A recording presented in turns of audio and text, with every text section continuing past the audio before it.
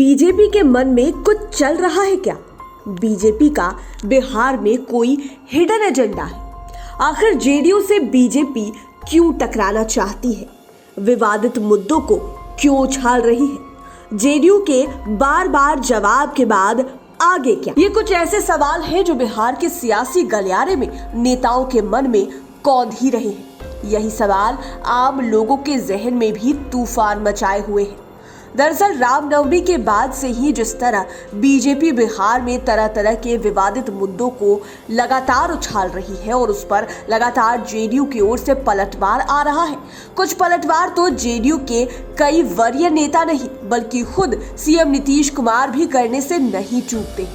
उसे देखते हुए यह साफ महसूस होता है कि बीजेपी और जेडीयू के बीच का रिश्ता इन दिनों कुछ ठीक नहीं चल रहा है।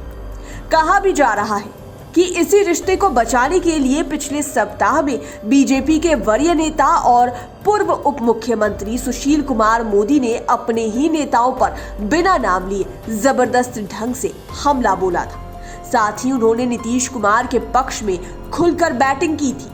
हालांकि उन्होंने नाम तो विपक्ष का लिया था, लेकिन समझने वाले समझ गए कि सुशील मोदी के इस ताबड़तोड़ ट्विटर बम के निशाने पर कौन है। नीतीश कुमार से दोस्ती के चलते ही बीजेपी के चुनावी रणनीतिकार प्रशांत किशोर को भी निशाने पर ले लिया गया है। दरअसल बीजेपी विवादित मुद्दों को इन दिनों लगातार हवा दे रही है। एक मुद्दा ठंडाता नहीं कि दूसरा मुद्दा सुरसा की भांति मुंह बाएं सामने आ जाता है। इसे आप यह भी कह सकते हैं कि मुद्दा खुद से नहीं आता है बल्कि उसे लाया जाता है। और कई मुद्दे तो ऐसे हैं जिसे बीजेपी जानबूझकर ही लाती है, उसे हवा देती है ताकि विवाद जोरदार ढंग से बढ़े। यदि देखें तो बीजेपी की ओर से वैसे ही मुद्दों को उछाला जा रहा है जिस पर जेडीयू का स्टैंड क्लियर है। उन पर जेडीयू कभी भी समझौता नहीं कर सकता है। इसे आप ठोक बजा कर कह सकते हैं कि बिहार में जब तक नीतीश कुमार है तब तक उन पर जेडीयू कभी समझौता नहीं कर सकता। पिछले दिनों जेडीयू संसदीय बोर्ड के राष्ट्रीय अध्यक्ष उपेंद्र कुशवाहा ने भी साफ कह दिया था कि नीतीश कुमार के तहत विवादित मुद्दों पर जेडीयू कभी भी समझौता नहीं करेगा। यदि गौर करें तो बीजेपी कोटे से बने हैं तो नीतीश कुमार में शामिल, लेकिन उनके निशाने पर अपनी ही सरकार रही है। ऐसा ही एक मामला कॉमन सिविल कोड का है। कॉमन सिविल कोड मतलब यूनिफॉर्म सिविल कोड। बीजेपी चाहती है पूरे देश में सभी धर्मों के लिए एक नियम लागू हो। दरअसल पिछले दिनों बुर्का को लेकर कर्नाटक में जबरदस्त हंगामा हुआ था। मामला कोर्ट तक पहुंच गया। इधर उसकी हवा बिहार में भी पहुंची। पिछले सप्ताह बीजेपी के मंत्री जनक राम ने कॉमन सिविल कोड के मुद्दे को उछाला। उन्होंने मीडिया के सामने कहा कि बिहार में भी कॉमन सिविल कोड को लागू करने की जरूरत है। इसे नीतीश सरकार जल्द से जल्द लागू करे, लेकिन इस पर बिना देर किए उपेंद्र कुशवाहा सामने आ गए। उन्होंने भी बीजेपी को लगे हाथों सुना दिया था कि जब तक नीतीश कुमार बिहार में मुख्यमंत्री हैं तब तक यहां कॉमन सिविल कोड बिल्कुल ही लागू नहीं होगा। यह मामला थमा नहीं था कि सीबीएसई कोर्स में किए गए बदलावों को लेकर बीजेपी और जेडीयू आमने सामने भिड़ गई।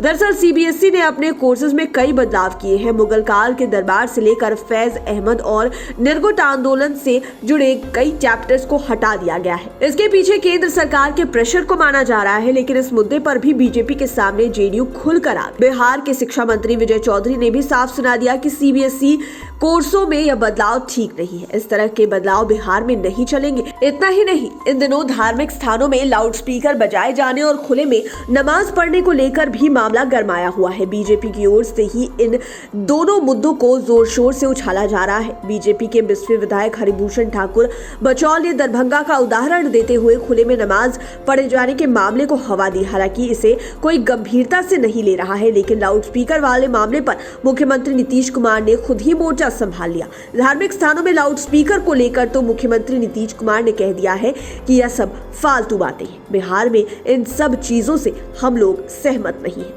इन मुद्दों पर वार पलटवार चल ही रहा था कि बीजेपी के कद्दावर नेता और उप मुख्यमंत्री तारकिशोर प्रसाद ने पुराने मामले को फिर से उछाला। उन्होंने गाय की तस्करी पर सख्त कार्रवाई करने की बात कही है। ऐसा नहीं है कि यह कोई नई समस्या है। दरअसल सब जानते हैं कि गाय की तस्करी को लेकर कौन सी बिरादरी बदनाम है और इसमें कौन समुदाय के लोग हैं। यह भी बीजेपी का बड़ा एजेंडा माना जा रहा है। दरअसल पशु चिकित्सा दिवस पर शनिवार को पटना में कार्यक्रम था। इस कार्यक्रम में तारकिशोर प्रसाद शामिल हुए थे। उन्होंने अन्य भाषणों में ही इस मामले को उछाला। उन्होंने कहा है कि सीमांचल में गायों की तस्करी की सूचना मिली है, इसे रोकने के लिए वे सख्त कार्रवाई करेंगे। गौरतलब है कि तारकिशोर प्रसाद उसी इलाके से आते हैं और उस इलाके में बीजेपी का यह चुनावी मुद्दा भी है। इसी के साथ ही अब बीजेपी ने जेडीयू से अघोषित रूप से भिड़ने के लिए एक और मामले को हवा दे दी है। दरअसल इन दिनों चुनावी रणनीतिकार प्रशांत किशोर सुर्खियों में है। वे हाल ही में सीएम नीतीश कुमार से मिले थे। कहा जा रहा है कि जल्द ही फिर से दोनों मिलने वाले हैं। हालांकि इसे लेकर अधिकृत रूप से बयान नहीं आया है। वहीं पिछले दिनों नीतीश कुमार ने स्वीकार किया था कि उनके प्रशांत किशोर से अच्छे संबंध रहे हैं। अब बीजेपी ने प्रशांत किशोर को पॉलिटिकल दलाल कह दिया है, यह जानते हुए भी कि उनका जेडीयू से बढ़िया संबंध है। अब देखना होगा कि बीजेपी के पॉलिटिकल दलाल वाले बयान पर जेडीयू का क्या रुख रहता है। आपको बता दें कि जनसंख्या नियंत्रण कानून, स्पेशल स्टेटस, जातीय जनगणना जैसे कई मुद्दे हैं जिन पर एनडीए में रहते हुए दोनों दल आपस में टकराते रहते हैं। इसी तरह पिछले दिनों भागलपुर, सिवान, दरभंगा, बांका में हुए बम विस्फोट को लेकर बीजेपी ने अपनी ही सरकार को कटघरे में खड़ा कर दिया था। शराबबंदी कानून पर भी बीजेपी के नेता आंखें तरेरते रहते हैं। बहरहाल पॉलिटिकल एक्सपर्ट्स भी मान रहे हैं कि ऐसा नहीं है कि बीजेपी की मंशा को जेडीयू या नीतीश कुमार नहीं समझ रहे हैं, वे भी सब बात को समझ रहे हैं। बीच बीच में जेडीयू के कुछ नेता जवाब भी देने से नहीं चूक रहे हैं, लेकिन नीतीश कुमार इसे शो नहीं करते। वे वक्त पर अपने फैसलों से सबको ऐसे चौंकाते हैं कि किसी को भनक तक नहीं लगती।